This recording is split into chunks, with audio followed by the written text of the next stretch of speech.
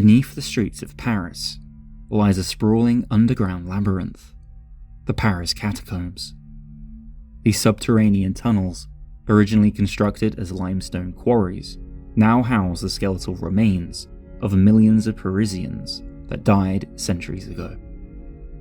They were created during the late 18th century to help with the city's cemetery shortage. It is estimated that there are around 6 million bodies in the catacombs. With over 200 miles of tunnel, the catacombs tend to attract urban explorers and cataphiles. However, exploration of the tunnels is illegal, and for good reason. Due to how dangerous and confusing they can be, it stands to reason that a few members of the living have joined the ranks of the dead. For example, in 1793, Philibert Aspert, a doorkeeper and porter for the Val de Grace Hospital, decided to venture down and explore the catacombs, only to never return alive. His body was discovered 11 years later, tragically close to an exit. But another, more infamous individual went missing in the catacombs and has still never been found. His fate left undetermined. Sometime in the 1990s, an unknown man ventured into the Paris catacombs, equipped with a black and white video recorder. At first, things seem normal. The footage shows a man exploring, going from room to room, picking up skull and bone fragments, and filming rooms full of bones. As the video progresses, the man finds unusual paintings on the walls. His pace quickens, his breathing grows more tense.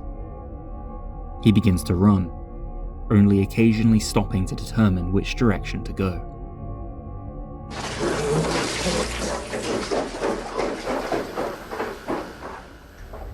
Abruptly, he drops the camera in a puddle and flees into the darkness. The camera continues to film until it runs out of battery and shuts off. Later discovered by a group of cataphiles, the footage was given to documentarian Francis Friedland. He aired the footage on Scariest Places on Earth in 2000, sparking debate over its authenticity amidst comparisons to the Blair Witch Project, which had gained notoriety just 1 year previously. This video camera was found deep in the catacombs. It was picked up by a catacomb explorer, some of the people who wandered down there. It was given to me, I looked at the tape. It's very bizarre. Found footage horror was a burgeoning genre of filmmaking, so it's understandable that people were skeptical. However, there is a strong chance that the footage is actually real. There has been no follow-up in over 2 decades, and Friedland himself has unlikely financially benefited from such a hoax. Despite a brief appearance on Ghost Adventures in 2014, Friedland maintains a low profile. To this day, he insists that the footage is genuine, and he believes the man never escaped the catacombs.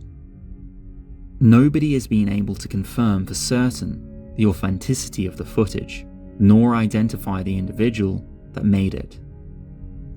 Some people believe something paranormal befell the man, or believe he was being pursued. A more plausible explanation lies in the catacombs' labyrinthian nature. It is easy to get lost or disorientated in the 200 miles of dark tunnels, and, like Philibert Aspert, never find your way to the surface again. However, there is more credence to the possibility of it being an elaborate hoax. The tunnels, though confusing, have been well mapped over the centuries and are often patrolled by police.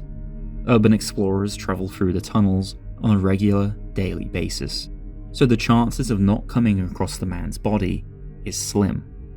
And if the man escaped, he would most certainly have come forward by now. Regardless of the truth, the tale of the lost man in the catacombs continues to captivate and disturb, drawing more cataphiles and urban explorers to the macabre intrigue of the dark, dreary depths of the Paris catacombs.